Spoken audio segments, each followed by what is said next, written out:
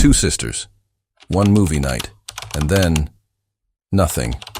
What really happened to Barbara and Patricia Grimes? You'd think a case involving two young girls, a massive citywide manhunt, and even Elvis Presley himself pleading for their safe return would have been solved, right? But what if I told you it wasn't? And worse, what if the truth was buried not by the killer, but by the very people meant to protect it? This isn't just another cold case. It's Chicago's most haunting true crime mystery. Two sisters vanish after a movie night, and what follows is a twisted web of false confessions, missing evidence, political cover-ups, and a trail that keeps resurfacing 60 years later. The Grimes sisters didn't just disappear. They were silenced, and the city might have helped.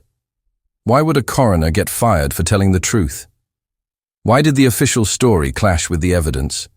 And what did a convicted child killer have to do with it, yet never got charged? The answers might horrify you, but once you hear this story, you'll never look at an unsolved case the same way again. Because maybe this wasn't a mystery the system couldn't solve. Maybe it was one they didn't want to. It was a cold December evening in 1956 when two sisters, Barbara and Patricia Grimes, stepped out of their McKinley Park home in Chicago, chasing something millions of teenagers were obsessed with back then: Elvis Presley. They were just 15 and 12 years old. Their destination? The Brighton Theater, where Love Me Tender was playing. A simple girls' night out. Harmless, familiar. But this would become one of Chicago's most chilling unsolved mysteries. What's eerie is how normal everything started. Witnesses confirmed the girls made it to the theater. Friends even saw them again at the concession stand around 9:30 p.m., grabbing snacks like any other kid would. That detail, by the way, is crucial in cold cases like this. Small sightings can either confirm safety or signal the exact moment things go sideways. In this case, no one noticed anything strange. Yet. The Brighton Theater was packed that night. It wasn't unusual. Elvis had that kind of pull. But no one remembers seeing Barbara and Patricia leave. It's like they vanished into thin air. That's a recurring pattern in true crime and unexplained mysteries. People see the beginning of the story, but the ending? That part gets lost in shadows. And those shadows still haunt the streets of Chicago to this day. Now picture this. Two young girls walking home after a movie, just a 1.5-mile stroll. In 1956, that didn't raise alarms. People didn't think about serial predators or abductions the way we do now. The city felt smaller, safer. That illusion of safety is often what predators count on. And if you've studied other unsolved mysteries, you'll notice this false sense of security is almost always a trapdoor. They left without jackets, by the way. That small detail matters more than you'd think. December nights in Chicago are brutal, and they didn't plan to stay out late. That tells us something. They never intended to go anywhere else after the movie. In most cold cases, the question isn't just what happened, but at what point did the plan change? That moment is everything. That's when the mystery begins. This wasn't just any Friday night. It was the kind of evening that should have ended with hot cocoa and bedtime stories. But something, or someone, interrupted that. And here's the catch. No one heard a scream. No one saw a struggle. Just silence. For all the noise around this true crime mystery today, its origin point is pure quiet. A quiet that swallowed two lives whole. And here's the kicker.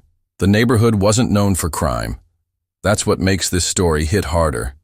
It wasn't some sketchy alley or distant part of town. It was their own backyard.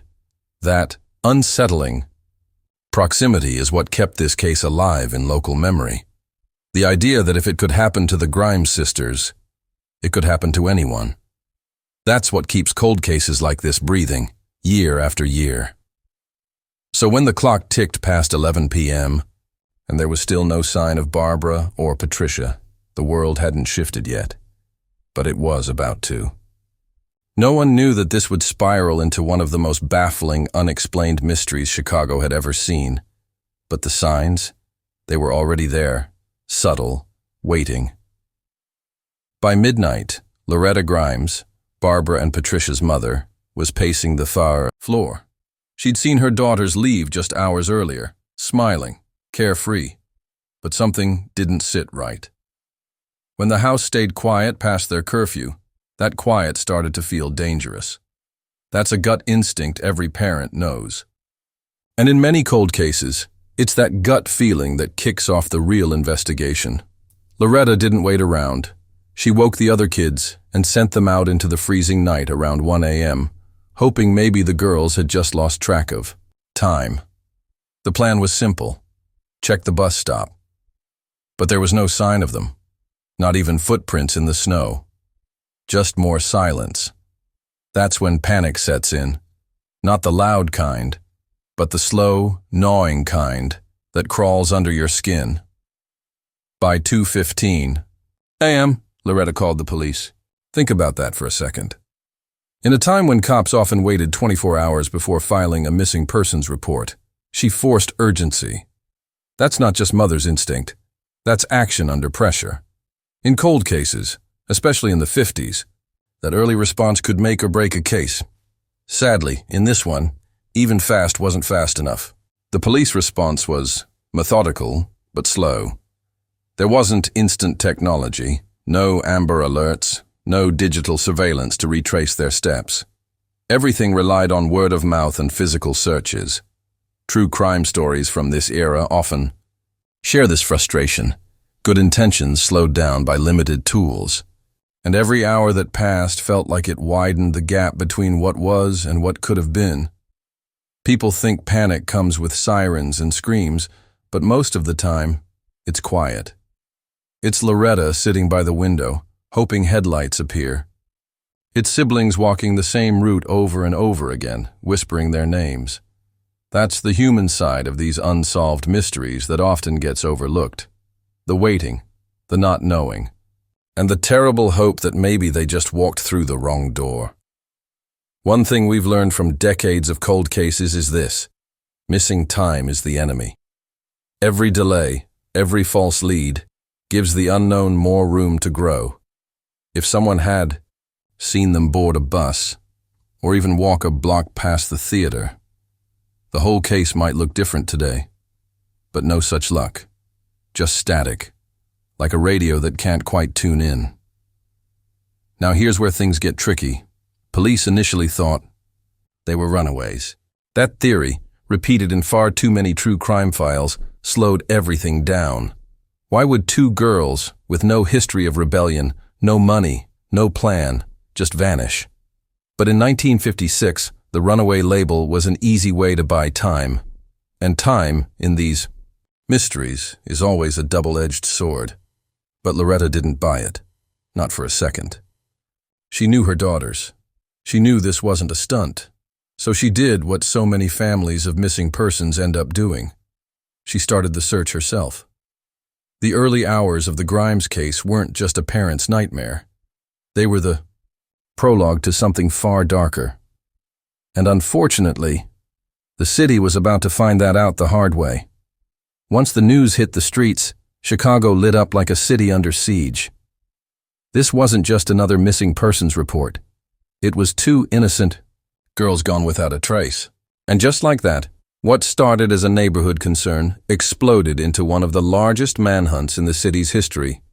Hundreds of officers were mobilized. Volunteers poured in. Cold cases often grow quiet with time. But this one, it roared. From the start, flyers flooded telephone poles. Newspaper headlines screamed their names. By the end of the first week, more than 300,000 people had been questioned or contacted. That's not a typo. 300,000. When people talk about how serious this true crime case was, that number alone tells the story. It was as if the entire city stopped breathing, waiting for someone to spot them.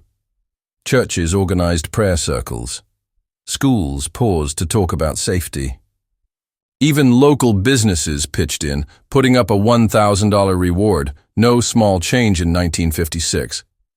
This kind of community mobilization is rare, even in modern unsolved mysteries. But the Grimes sisters had touched something raw. Maybe it was their youth. Maybe it was the season. Or maybe people saw their own daughters in their faces. And then something unexpected happened. Elvis Presley himself got involved. Yeah, the Elvis. Upon hearing about the case, he made a public plea on television for the girls to return home. "If you're out there," he said, "please go back to your mother." It was a surreal twist, the King of Rock speaking directly into the void. And for a moment, hope flickered. Maybe they'd just gotten scared. Maybe they were watching that broadcast. But behind the scenes, investigators were running on fumes. Every lead, every phone call, every shadow in the snow was a potential clue. They followed sightings across state lines. They combed alleys and basements, drained canals, and even questioned circus performers passing through town. That's how desperate things became. When a mystery grows this big, nothing sounds too wild. Still, with every dead end, something began to shift. The media frenzy started turning into frustration. Rumors began to circulate. Wild theories, baseless accusations, whispers that maybe the girls were involved in something dark. And that's the danger with true crime cases like this. When answers don't show up fast enough, people start making up their own. Police were under pressure, intense pressure, not just from the public, but from inside the department, detectives. Working round the clock were being pulled in different directions. One lead said the girls were in Indiana. Another claimed they were seen in a taxi downtown. It was chaos, the kind that muddies even the clearest waters. And this case was getting murkier by the minute. Still, the city wasn't giving up. Chicago had taken this case personally. And though the days kept slipping by with no resolution, something was building, something just beneath the surface. The kind of tension that always comes right before the first real break in a cold case. And as January crept closer, that break was coming. Whether they were ready or not. When people vanish without a trace, something strange always happens. Everyone starts seeing them. That's exactly what unfolded in the weeks after Barbara and Patricia disappeared. Sightings poured in from all over Illinois. Some claimed the girls were spotted on buses. Others swore they saw them eating in diners or checking into sketchy motels. At first, these leads gave the case momentum, but soon they gave it confusion. Cold cases often suffer from this paradox. The more people look, the less clear the picture becomes. Every false sighting layered noise over truth. Police chased down train schedules, bus routes, receipts, only to find nothing. In one instance, a woman in Nashville insisted she'd seen them hitchhiking.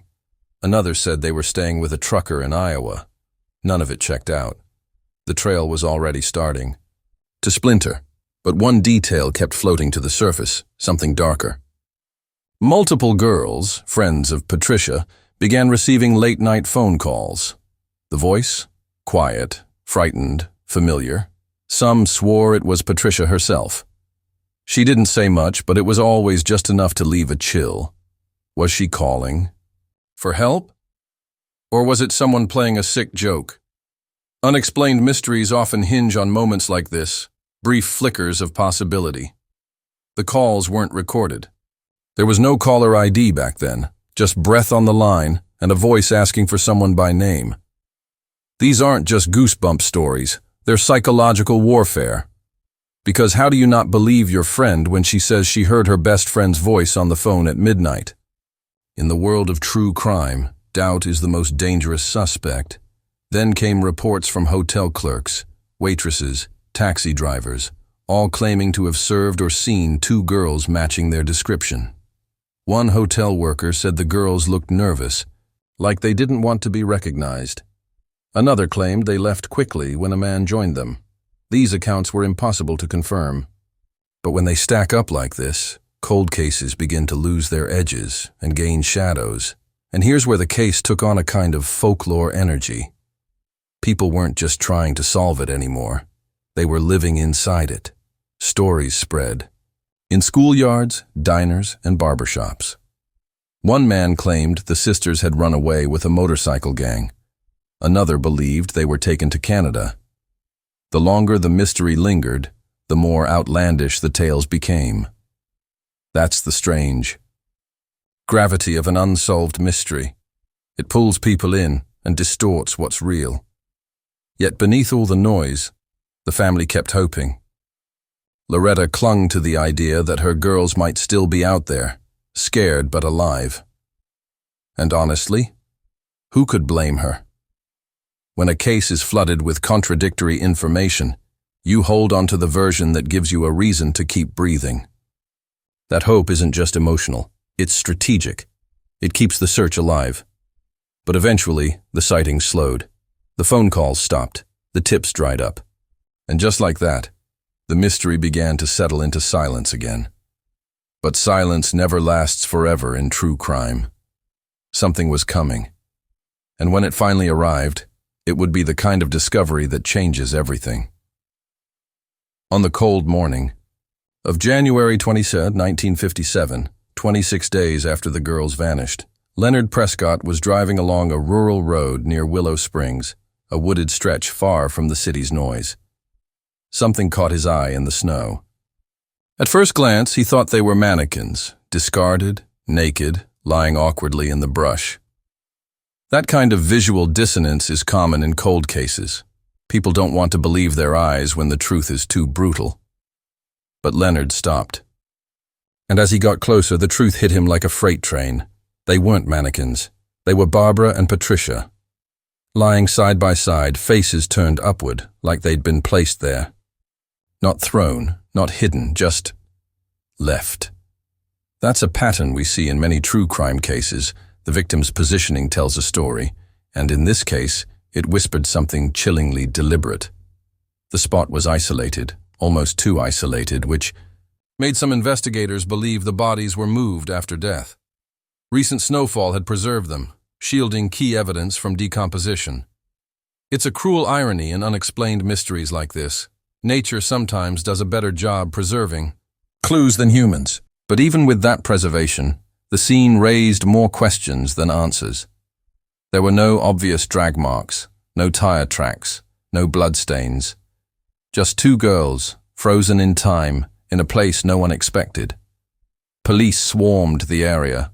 Locals gathered behind yellow tape. But despite the chaos around them, one thing was painfully clear. Barbara and Patricia Grimes weren't coming home. The search was over, but the real mystery had just begun. The bodies showed signs of exposure. That's what the official reports focused on first. Death by cold, by Chicago's brutal winter winds. But seasoned detectives raised eyebrows. If they died from exposure, why were there bruises? Scratches? Why had their clothes been removed? In cold cases, these inconsistencies are what keep files open for decades. Because what's written doesn't always match what's seen. Some said the girls had been dead for days. Others believed they'd been kept alive for weeks. Without modern forensics, the timeline was murky at best. But even then, the scene didn't feel right. If this were simply a case of two runaways who got lost, why all the secrecy? Why dump the bodies in a place so remote yet so intentional? That's what separates tragedy from true crime. It's the presence of a hand behind the curtain. Loretta was notified within hours.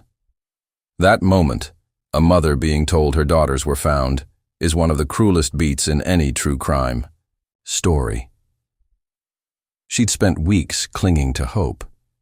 Now, she had closure. But not the kind anyone wants. In cases like this, closure feels more like a final blow than a resolution. It shuts the door, but leaves every question wide open. And that's exactly what this scene did. It left Chicago reeling, investigators scrambling, and a nation asking, what really happened to the Grimes sisters? Because the bodies were found. But the answers? They were still frozen somewhere in that field, buried beneath layers of fear, silence, and something even colder than snow. The official autopsy report stated the girls died from exposure to cold, hypothermia. Plain and simple. But anyone who spent time digging through cold cases knows that when the explanation sounds too clean, too convenient, it usually is. Because the bodies told a different story. One full of bruises, scratches, and puncture marks. Some said it looked like an ice pick had been used. And that's not something the wind does. The coroner, Harry Gloss, wasn't buying the official story. He believed key details were being downplayed, or outright buried. There were signs of physical trauma, possible sexual assault, and food in E. The girls' stomachs that didn't match the timeline of their disappearance. That last detail? It's huge. In many true crime mysteries, digestion can unlock the real timeline. But here, it was ignored. That's when speculation turned into suspicion. Gloss went public. He claimed that city officials were covering up what really happened to protect the girl's image. Think about that. 2 murdered children, and someone's worried about public perception. That kind of thinking isn't just outdated, it's dangerous. It's how cold cases stay cold. By prioritizing reputation over truth, you leave the door wide open for predators to walk through again. To this day, some believe the autopsy report was manipulated. Too vague, too safe, too political. And let's be honest, when officials silence uncomfortable facts, they're not protecting the victims, they're protecting themselves. In unsolved mysteries, especially those involving young girls, this kind of erasure is alarmingly common. The moment you start noticing the patterns, you can't unsee them. The idea that someone might have tortured or assaulted the girls was never officially pursued. Why? Because admitting that would have sparked outrage and lawsuits. And maybe, just maybe, it would have led to suspects too close to power. That's the dark undercurrent in many true crime stories. Some people are never questioned because of who they are or who they know. Gloss's objections got him removed from the case. Yep, fired. For telling the truth, or at least for refusing to lie. That detail alone deserves a spotlight. Whistleblowers are rare in cold cases, and when they speak up, they're often punished instead of praised. But Harry Gloss kept pushing, speaking to reporters, calling out the contradictions, because someone had to. And here's the thing, his claims weren't wild theories. They were based on the physical evidence, on what was right in front of them. And yet, law enforcement kept the official story locked in, hypothermia, end of discussion. But survivors of cold cases, families, friends, advocates, they know better. They live in the space between what's written and what's real. The case had turned a corner, no longer just a search for missing girls. It was now a battle for truth, a battle that would only get messier as suspects started coming out of the woodwork. And some of those confessions? They'd shake Chicago to its core. The first major suspect was Edward Benny Bedwell, a 21-year-old drifter with the kind of reputation that made headlines scream before facts could catch up. Benny confessed, saying he was with the girls for days, feeding them, drinking, with them, and eventually watching them die. It sounded like a break in the case. But if you've followed enough cold cases, you know this move, the forced confession. It's an old, dirty trick in the true crime playbook. It didn't take long for holes to appear. Benny's timeline didn't match the forensic evidence. Witnesses placed him elsewhere. And when questioned further, he backed out, saying he was coerced. Detectives had allegedly kept him without food, fed him a story, and pressured him until he cracked. That's not justice. It's desperation. And desperation is a recurring villain in unsolved mysteries. Still, for the press, the confession was gold. For a brief moment, it looked like the mystery had been solved. Cold cases often go through these false hope phases, spikes of media celebration, that fade the moment facts catch up. Benny was released, no charges stuck. And just like that, the story shifted again. Another wrong turn in a maze with no clear exit. But Benny wasn't the only one. Another suspect was a local teenager who confessed after undergoing a lie detector test. Sounds official, right? Except it wasn't just illegal, it was unconstitutional. He was a minor, no lawyer, no parent, just questions and pressure. That kind of confession doesn't just fall apart in court, it shatters trust in the entire investigation. And this case was already on shaky ground. Then came the psychics, the visionaries, the self-proclaimed prophets. One man swore he'd seen the girls in a dream and offered details only the killer could have known. Police listened, briefly, but quickly realized he was blending newspaper clippings with his imagination. It happens more than you'd think. Cold cases attract people who want to matter, even if they have to lie to do it. But the most compelling suspect? A man named Charles Melquist. Just a few years after the Grimes case, he was convicted of murdering a 15-year-old girl in eerily similar circumstances. Her body was found dumped in a rural area, stripped of clothes, and surrounded by questions. Sound familiar? It should. Even the original detective on the Grimes case, years after retiring, pointed to Melquist as the likely killer. And yet, nothing stuck.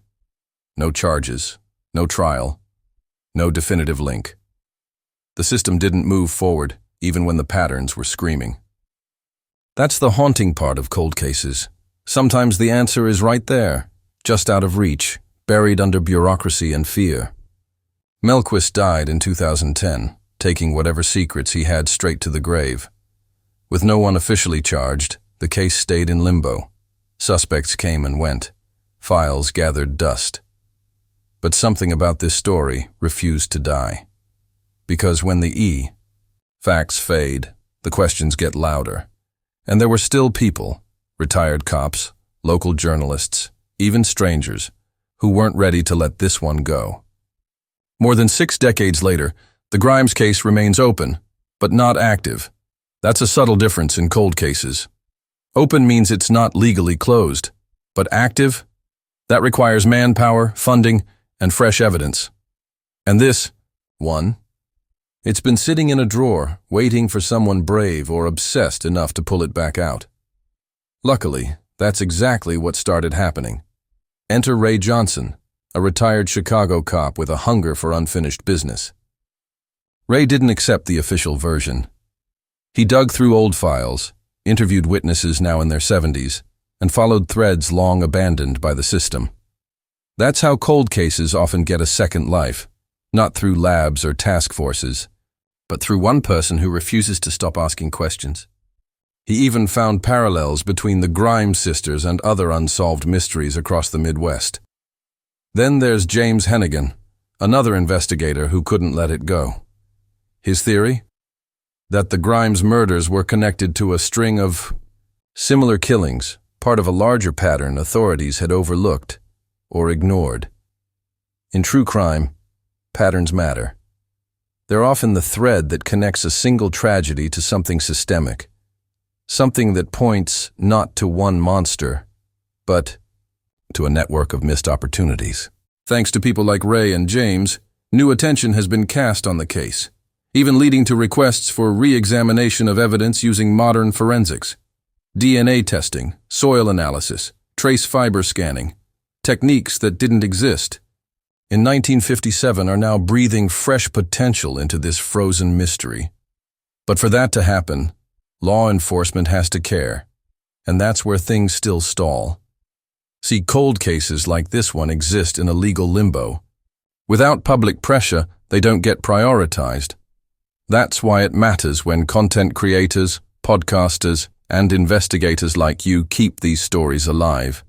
Because sometimes all it takes is one person to notice a name, a location, or a detail that was overlooked. And suddenly, what was lost in time becomes clear again. But even with renewed attention, the truth remains just out of reach. No one has ever been convicted. No one has officially been named the killer. The case still haunts Chicago, not just because of what happened, but because of what didn't. Justice, closure, peace. For the Grimes family, what remains is a legacy of grief that time refuses to soften. The neighborhood has changed.